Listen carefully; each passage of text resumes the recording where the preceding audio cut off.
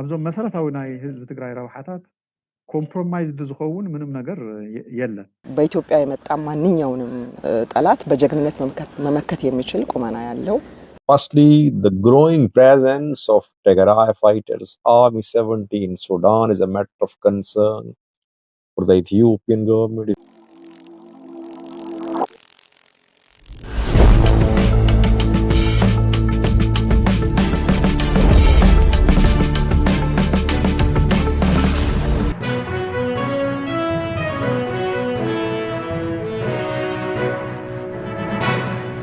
سلامت عنا هبلنا استفلالي في السامتات زكاتة زينا حبار بانا حز جمير له كأن رأس قدات كنا قدم نبر بريزيدنت جزيوم محدار تجرين حد شو من قبل سجنان جتات شو ردا ناب السودان توقعيزو ناب سدتين ياتات كيبت حتى مليسو وعزو جتات شو ردا مسم فراس أرم سوعات أساس يزبلو ترتارتات إن تفراخت يركبوا أب حبار بانا كده ساسيو وحات مزخون عطوق جلنا أبو جا توني لو أبال فتسام مسرح تودب دكتور أبراهام تخسته كان سجات لونا تجري سرعة أبي أحمد مخانو ونقال يسولو بزعبا زون كنا نقرأكم هنا أبو عفار تعاقي تنزغني تشكركرتنا وتقرأي مقوعز جميرا ادخل كلاب خمي كمستل علن بغصار زحلفو ميلغتن حبار بعنا بزرزر كريويو مريحنا توست مغاغل ودبايتونا حموش تمر رحا أباري غيب للو تودب زعبا زكايدو أكار خارقو بعين زوصونو مسانتاتن حبار بعنا كدس سويو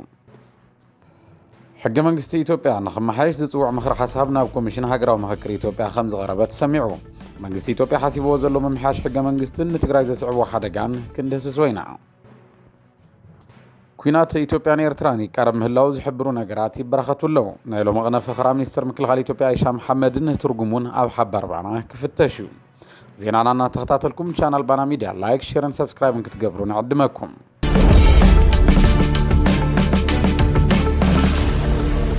أبو كرباوانا مخارج قدات مبرق أفريقيا قدام نسر إثيوبيا خوي نستشوما جيتات شوردا ناب سودان نبز قبرو مقشا كونت هالسدتين ياتات تقارو كي تعذب تمليسو اتب دايركتر جنرال هقروا أقل قلوت دحنة إثيوبيا رضوان حسين استمرحن نجيتات شوردا حدا أبال زقبرن قجل لوخنا بورت سودان توقعيزو كاب قدام نسر إثيوبيا نوانا أزاز سراوي السودان جنرال عبد الفتاح البرهان استلاخ ملغت خمزة بصحة رضوان حسين أبناء والكامق محور وقص إكس زتاكو حبريتا حبيرو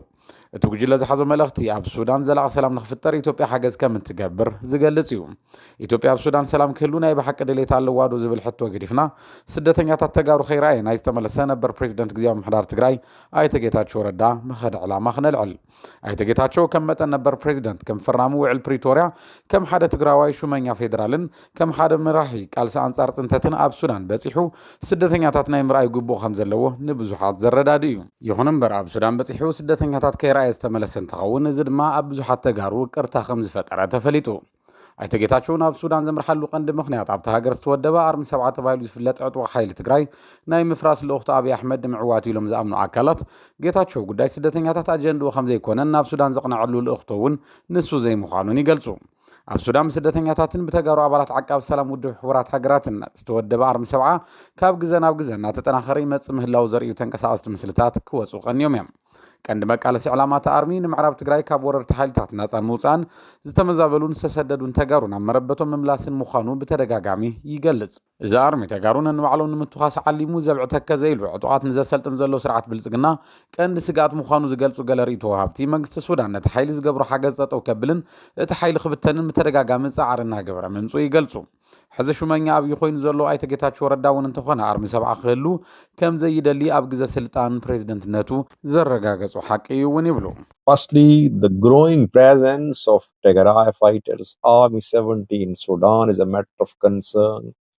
for the Ethiopian government. تسفاي نقص بهالولكا سبب عفار كوينو أبلات أرمي 7 ناو إثيوبيا تاعتهم كساب حدا 100 شح برز بتصح جنزب كم زهب صويع من باروز زخاخروتهم وهاب تريتو نصويع تسمع مزوصو وحدات 7 جن كاب 5 شح بر كساب 7 شح بر كم زهابهم يحبروا سراويت تجراي بمسارات على بريتوريا زعمتو كيد دي ار امبر حدا ولكا سب زهبو جنزب اي بتنزب القوام كسمع تصبيت زغبرلو زنبرنا يشوع بريزيدنت جيتاتشو نت تكبر سقيل يحليف ود ما يبلو نتكبر تسفاي نقص بعل زي كوننا نبر بريزيدنت جيتاتشو ارمي 7 ناي مفراس تكبر زدقفو مخانو كم رداتا تغير يقرب كان دوانين مغشا جيتاتشو نازاز سراويت السودان جنرال عبد الفتاح البرهان كمنن أرمي 7 ناي مفراس دليت أبي أحمد كسالت يوناب سودان أمر حزب زمريتو هابتي تلوقتو جنرال البرهان تقبل نتكركبن زي كركبن جن بقد صالي زراق خون ونيولو ጉጅለ ልኡኽ ኢትዮጵያ ናብ ሱዳን ዘምርሓሉ ካል ምክንያት ድማ ንምጥንኻርን ዓወትን ሰራዊት ሱዳን ስዒቡ ንጉጅለ ዕጡቕ RSF ይሕግዝ ከም ዘይነበረ ቀንዲ መሓዛት ሱዳን ከም ዝኾነ ኣምሲሉ ዲፕሎማስያዊ ምስሊ ንምፍጣር ምዃኑ ዝኣምኑ ርእይቶ ወሃብቲ እውን ኣለዉ ንቀዳሚ ሚኒስተር ሱዳን መሪፁ ሱዳን ናብ ምርጋእ ስራሕቲ እቱ ዘሎ ጀነራል አልቡርሃን መሓዛ ኢትዮጵያ ክኸውን ዝተደለየሉ ምክንያት ድማ ስርዓት ብልጽግና ኣብ ልዕሊ ኤርትራ ንምኽፋት ይሓስቦ ንዘሎ ኩናት ድጋፍ ጎረቤት ንምርካብ ከም ዝኾነ ይሕብሩ ስርዓት ኣብይ ኣሕመድ ምስ ቀንዲ ፈታዊኡ መራሒ ዓረብ ኤምሬትስ ኮይኑ ንጉጅለ ዕጡቕ ሕምቲ ዝድግፍ ዝነበረ ናብ ሕድሕድ ኩናት ሱዳን ቀንዲ ተዋሳኢ ምዃኑን ክግለጽ ጸኒሑ እዩ ዳይሬክተር ጀነራል ብሔራዊ ኣገልግሎት ድሕንነት ኢትዮጵያ ኣይተ ሬድዋን ሁሴን ብዛዕባ እቲ ናብ ሱዳን ዘምርሐ ጉጅለ ኣመልኪቱ ኣብ ኤክስ ኣብ ጸሓፎ መልእኽቲ 1 ሰነ 2015 ዓመተ ፈረንጂ ዋላ እንትኾነ እቲ ዑደት ግና ኣቐዲሙ ዝተኻየደ ምዃኑ ሓባር ባና ኣረጋጊጹ ኣሎ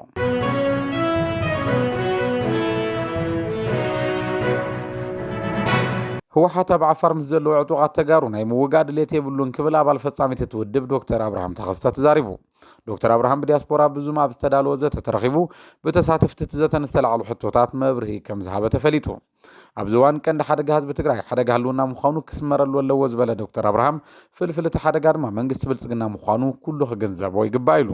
መንግስቲ ፌደራል ናብ ትግራይ ኣብ ዝኣቱ ሸቐጣት ይኹን ነዳዲ ክልከላ እናገበረ ዝኸደሉ ምክንያት ካብ ዝብገስ ምዃኑ እውን ይሓቢሩ ቅድም ኢሉ ኣብ ምዕራብ ትግራይ ዋርድያ ተከዘ ብዝብል ካብ ቀረባ ግዜ ናብዚ ድማ ኣብ ዓፋር ተጋሩ ዕጡቓት እናወደበ ትግራይ ማእኸል ሕድሕድ ኩናት ንምግባርን ንምብትታንን ዝሰርሕ ዘሎ ስርዓት ብልጽግና እዩ ዝበለ ዶክተር ኣብርሃም ብመሰረት እዚ ድማ ቀንዲ ስጋት ህልውና ትግራይ ኣብይ ኣሕመድን ስርዓቱን እዩ ብምባል የቕምጥ ኣብይ ኣሕመድ ኣብ ልዕሊ ትግራይ ብግልፂ ይገብሮም ንዘለዉ ንውዕሊ ፕሪቶርያ ዝጥሕሱ ተግባራት ማሕበረሰብ ዓለም ክፈልጦም ይግበር ምህላው እውን ገሊጹ ህወሓት ምስ ተጋሩ ይኹን ካልኦት ዕጡቓት ክዋጋእ ከም ዘይደሊ ዝገለጸ ዶክተር ኣብርሃም ኩሎም ፀገማት ብሰላማዊ መገዲ ንምፍታሕ ንሰርሕ ኣለና ኢሉ ረብሓ ትግራይ ማእኸል ዝገበሩ ዝምድናታት ብምስራት ሓደ መትከል ትውድብ ከም ዝኾነን ንረብሓ ትግራይ ዝፀባእን ናይቲ ኩናት ፅንተት ተሓታትነት ዘትርፍን ዝምድና ግን ኣይፍጠርን ዝበለ እንትኸውን ኣብ ክልል እዚ ብምዃን ምስ ጎረባብቲ ሰላማዊ ዝምድናታት ንምፍጣር ንሰርሕ ኣለና ኢሉ ካልኦት ብሔራዊ ረብሓታት ትግራይ እውን ማእኸል ዝገበረ ዝምድና እዩ ክህልወና ምስ ኩሎም ብሔራዊ ረብሓታት ትግራይ ኣብ ሓደጋ ዘእቱ ዝምድና ፈጺምና ኣይንገብሮም ኣብ ሉዓላውነት ኣብ ፍትሒ ውሕስ ሰላም ናይ ሓባር ልምዓት ወዘተ ማእኸል ዝገበረ ዝምድና ኢና ክህልወና ክንሰርሕ ኣብዞም መሰረታዊ ናይ ህዝቢ ትግራይ ረብሓታት ኮምፕሮማይዝድ ዝኸውን ምንም ነገር የለን ብፍላይ ምስ ኤርትራ ተታሒዙ ሓደ ዓብዪ ጉዳይ ናይ ጀስቲስ እዩ ናይ ፍትሒ እዩ ናበይ ክግደፍ ዝበፅሐ ግፍዒ ፍትሒ ክረክብ ኣለዎ ህዝቢ ትግራይ ናይ ግድን እዩ ኣብ ቀረባ መዓልትታት ኣብ ወንበር እቲ ውድብ ዶክተር ደብረጽዮን ገብረ ሚካኤል ምስ ኤርትራ ርክብ ንምፍጣር ናይ ዝኾነ ኣካል ፈቓዳ የድልየና ምባሉን ጽምዶ ዝብል ፕሮጀክት ኣብ መንጎ ነጠፍቲ ማሕበራዊ ሚድያ ምጅማሩን ስዒቡ መንግስቲ ሻዕብያ ኣብ ልዕሊ ትግራይ ንዝፈጸመ ግፍዒ ተሓታት ዘይገብር ርክብ ከይፍጠር ስግኣት ብዙሓት ወገናት ከም ዝኾነ ይፍለጥ ዶክተር ኣብርሃም ኣብ ዘረቡ ንውሽጣዊ ኩነታት ውድብ ህወሓት እውን ኣልዒሉ ህወሓት ኮይኖም ኣንጻር ምትክላት ህወሓትን ረብሓታት ህዝቢ ትግራይ ዝተሰለፉ ኣካላት ድሕሪ ምብራሮም ህወሓት ዝሓሸ ናይ ዕላማ ሓድነት ዘለዎ ኣመራርሓ ዝሓቆፈ ውድብ ኮይኑ ብምባል ንነበር ፕሬዚደንት ጌታቸው ረዳ ሓዊሱ ካብቲ ውድብ ንዝተባረሩ ኣመራርሓ ውዕሊ ፕሪቶርያ ከይፍጸም ይሰርሑ ነይሮም ክብል ከሲስዎም እቲ ዝተፈጠረ ናይ ኣሰላልፋ ኣፈላላይ ዘሰዓቡ ሓደጋ ንምንካይ እቲ ስጉምቲ ክውሰድን እቲ ውድብ ክመዓራረን ከም ዝተገበረ ገሊጹ በዚ ድማ ውድቡ ኣብ ዝሓሸ ቁመና ከም ዘሎን ብቐጻልና ተመሓየሸ ከም ዝኸይድን ኣብሪሁ ዶክተር ኣብርሃም ብኣመራርሓት ውድብ ክሄደና ተባሃላ ብዛዕባ ዝግለጻ መራኸብቲ ሓፋሽ ትግራይ እውን ከየልዓለ ይሓለፈን ትግራይ ቴሌቭዥንን ድምፂ ወያነን ሕዚ እውን ናይ ተመዓራርያን ኣንጻር ረብሓ ትግራይ ንዝሰርሓ ዘለዋ ብምባል እተን መራኸብቲ ሓፋሽ ምምዕርራይ ክግበረለን ከም ዘለዎ ተዛሪቡ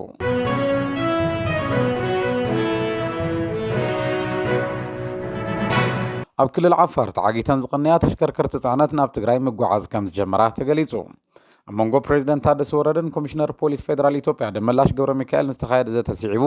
ኣብ ልዕሊ እተን መኻይን ጽዕነት ዝተገበረ እገዳ ከም ዝተለዓለ ተፈሊጡ ሓባር ባና 16 ጉንበት ኣብ ክልል ዓፋር ከተማ ኣዳይቱ ካብ 18 ጉንበት ንድሓር ድማ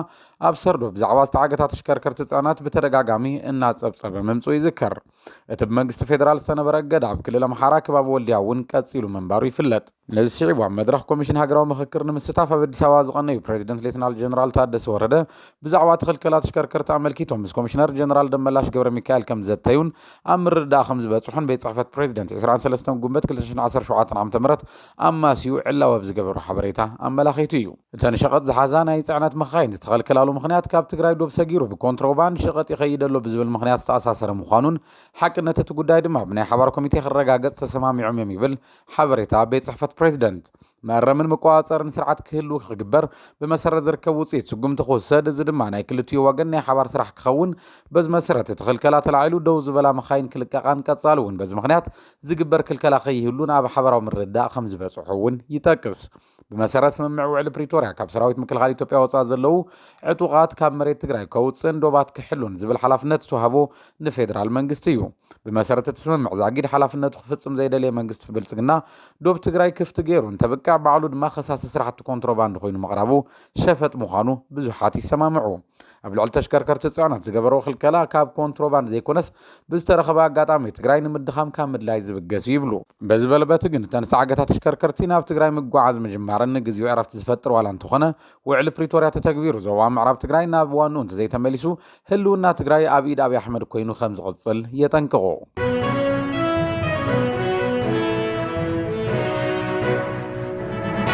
مكففال مرحنات زقاطمو ودب بايتو عباي تقراينا حموشت لعلو تامر رحا كاب عوالنا تتودب كم زبار رفليتو قال خفال مرحنات تتودب بزكارو قباين خبرون بره سبعاتو يوسف بره لم كبرون تخلاي كمون مدحن تافرنا الدنيا قرمين كم زبار روم علاو قيرو تقم تغلتشن 10 عام تمرت سرعو قبايا بمكياد امرار حمم راسو زازخاخر انتخون نتودب نقدميت كوس دوز تبهال والكسوات كان محزي اب قباينا عباي هاقرن مقهاد نقالس زبل بقبايا تصدقنا يتودب بروغرام بيدوننو كاب هاقرنت ناب حدنات ኢትዮጵያ بمقيارهم نتسقمتي وسيدرلو ملوخيلو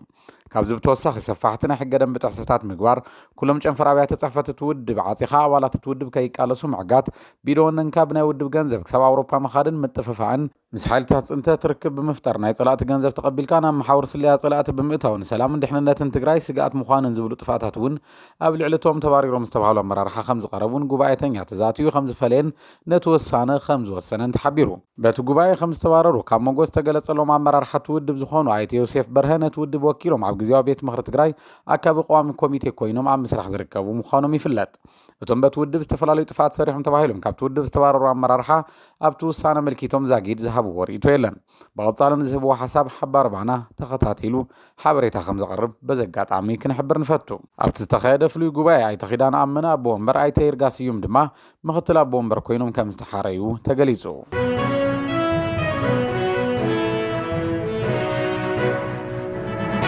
زجدد أواج انتزي مسوي مرز آخر 2018 عام تمرت أبسط حزلو جزية خكاد يلو هجروا بورد مرز إثيوبيا بخال زينا حق منجس إثيوبيا نخم حيش مخرج حساب كم زقربلو كوميشن مخكر إثيوبيا أفليتو له هجروا بورد مرز إثيوبيا لو ما بزهبوا مجلس يا بأواج لوت انتزي تجيرو شوعي هجروا مرز بتست حزلو جزية 5 سالة تفليتو أكابيت تبورد ويزور ملاتور كهيلو كم مرز آخر 2018 عام تمرت جميرو زملكتهم ودبات زتن مصنعات كم زتخايدن استراتيجية حموش تعمتات كم استحانسات إنجليزان أتنا أكابيت زجدد أواج انتزي وصي مرز أبسط حزلوان ككادي ونيلن بخال وجن سرعة بلسقنا حق منجس إثيوبيا ممحياش أمش بشاب كم زركب زوص وزلو حبريتات يملكتو أبي أحمد برلمانتاوي سرعتنا بريزيدنتاوي سرعت بملوات عد مسلطانو نخنا وحلو زتايشو كوميشن مخكر بسمون أبدي سوا بزكايرو مخكر حق منجس إثيوبيا نخمحياش مخر حساب كم زقربلو علاو غيرو كمون بانديران مزمورن كلاو منجستات ممحياش أجندا 5 قربلو اتو كوميشن غليصولو مسرتاو عنقصات حق منجست إثيوبيا ممحياش أجندا قريبو لي زبلت كوميشن عينوت عنقصات كم زخونو غنا አይተቀሰም ነፌደራል መንግስቲ ናይ ስራሕ ቋንቋ ጉዳይ መንነት ወሎ ራያን ወልቃይትን በደረጃ አጀንዳ 5 ቀረበሉ ግን አፍሊጡ እዩ ሕገ መንግስቲ ዝመሓሸሉ መስርሕ ኣብ ሕገ መንግስቲ አንቀጽ 105 ተረንጊጉ ይርከብ ህዝብ ብዝግባእ ተመያይጡሉን በመጽናዕቲ ተደጊፉን ከም ዝፍጸመውን ተነጺሩ እዩ ይኹን እምበር ስርዓት ብልጽግና ካብ ሰራዊት ፖሊስ ማሕበራትን ዝተሓረዩ ካድረታቱ ኣኪቡ ሕገ መንግስቲ መሓየሽ ዝብል አጀንዳ ቀሪቡለይ ክብል ተሰሚዑሎ መምሓያሽ ሕገ መንግስቲ ኣብ ሓደ ፀሓይ ዝውዳእ ኣይኮነን በዝውን በሓደ ወገን መምሓያሽ ሕገ መንግስቲ ብኻልእ ገጽ ድማ መረፃ ብዋኑ ክካየዱ ዝብሉ ሓሳባት ነንባዕሎም ዝዋቑዖም ዝብሉ ርእቶ ወሃብቲ ኣይተሳእኑን ስርዓት ብልጽግና ቅድሚ 4 ዓመታት እውን ክሳብ መወዳእታ መረፃ ክካየድ እናበለ ድሕሪ ምጽናሕ ኣብ ወርሒ መጋቢት ነይሩ መረፃ ንኽናዋሕ ብባይቶ ፌደሬሽን ንኽውሰን ዝገበረ ስለዝኾነ ዘገድድ ኣዋጅ እንተዘይመፅኡ ትብል ናይ ቦርድ መረፃ ናይ ሎሚ መግለፂ ዕርቡን እያ እናተባሃለት ትርከብ ኣብ መላእ ሃገር ሰላምን ፀጥታን ኣብ ዘየለሉ ንኣዲስ ኣበባ ጥራሕ ዝመርሕ ማሕበር መንግስቲ ኣብ ዘለሉ ኣብዚ እዋን ሃገራዊ መረፃ ከመይ ክካየድ ይኸውን ዝብል ብብዙሓት ዝለዓል ዘሎ ሕቶ እዩ ኣብ 2013 ዓ.ም እውን ኣብ ብዙሓት ቦታታት መረፃ ከም ዘይተካየደ ይዝከር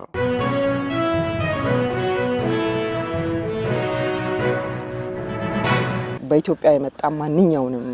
ጠላት በጀግንነት መመከት የሚችል ቁመና ያለው ሚኒስትር ምክልኻል ኢትዮጵያ ኢንጂነር አይሻ መሐመድ ንመንግስቲ ኤርትራ ጠንቂቐን ሃገር ኢልካ ንምፅዋዕ እኳ ዝኸብድ ኢለን ዝፀዋዓ ኤርትራ ዓሪፋ ኮፍ ክትብል ዝገብር ሓይሊ ምክልኻል ይህነፅ ከም ዘሎ ክገልጻ ተሰሚዐን ዘረባተን ሚኒስትር ኣብ መንጎ ኢትዮጵያን ኤርትራን ክውላዕ ይኽእል እዩ ዝባሃል ዘሎ ኩናት ይቀርብ ምህላው መረጋገፂ ገይሮም ዝወስዱ ብዙሓት እዮም ሰራዊት ምክልኻል ኢትዮጵያ ዶብ ምሕላው ቀንዲ ዕላምኡ ምዃኑ ኣብ ዘረባን ዝተቐሳዊ ወይዘሮ አይሻ መሐመድ ዝበዝሕ ሰዓት ቃል ምሕተተን ግና ሰራዊት ምስ ናይ ውሽጢ ዓዲ ዕጡቃት የካይዶ ብዛዕባ ዘሎ ውግን ኣመዝጊብዎ ብዛዕባ ዝበልዎ ዓወትን ብምዝራብየን ወዲየንዎ መንግስቲ ብልጽግና ወደብ ዓሰብ ንምውራር ዝተፈላለዩ ወታደራዊ ቅድመ ምድላዋት እናገበረ መምፁ ዝግለጽ ዘሎ ነገር እዩ ብወገን ዓፋር ናብ ኤርትራ ዘዋስን ከባብታት ሰራዊት ካብ መስፋር ብተወሳኺ ዝተፈላለዩ ወታደራዊ ቴክኖሎጂታት ይዕጠቕ ከም ዘሎ ዘመላኽት ምርኢታት ብምክያድ ንኤርትራ ከፈራርሕ ተራእዩ ነዚ ድማ ፕሬዚደንት ኤርትራ ኢሳያስ አፈወርቂ ኣብ መበል 34 ዓመት በዓል ናጽነት ኤርትራ ዘስምዖ መደረ ቴክኖሎጂ ተዓጢቀ ዝብል ጃህራ ኣብይ ኣሕመድ ትርጉም ኣይክህልዎን ምባሉ ይዝከር ሚድያታቱ ጉዳይ ዓሰብ ቀንዲ ኣጀንዳን ክገብራ ዝኣዘዘ ኣብይ ኣሕመድ ሚኒስትራቱ እውን ብዛዕባ ዝኽዛረቡን ክጽሕፉን እናገበረ መጽኡ እዩ ሕዚ ሚኒስትር ምክልኻል አይሻ መሐመድ ብዛዕባ ቅድመ ምድላው ሰራዊት ኢትዮጵያ ክዛረባ ዝተገበረሉ ቀንዲ ምኽንያት እቲ ኩናት ኣብ ቀረባ ግዜ ክጅመር ስለ ዝተደለየ እዩ ዝብሉ ብዙሓት እዮም መንግስቲ ብልጽግና ውሽጢ ዓዲ ኣንጻሩ ኣፍሙዝ ዘለዓሉ ሓይልታት ምብርኻቶም ብሰንኪ ቁጠባዊ ቅልውላው ዝተሰላቸወ ህዝቢ ምህላው ከምኡውን ብሰብ ሞያ ጥዕናን ዝተለዓለ ናዕብን ንስልጣኑ ሓደጋ ስለ ዝኾነ እዩ ጉዳይ ዓሰብ ቀንዲ ትኹረት ክረክብ ዝገብር ዘሎ ዝብሉ ኣካላት ውሕዳት ኣይኮኑን ዓሰብ ምኽንያት ብምግባር ባይታት ዘበጠ ማሕበራዊ መሰረቱ ከለዓዕልን ኣብ ኩናት ተሓቢኡ ዕድመ ስልጣኑ ከናውሕን ቀንዲ ዕላምኡ ምዃኑ እውን የቕምጡ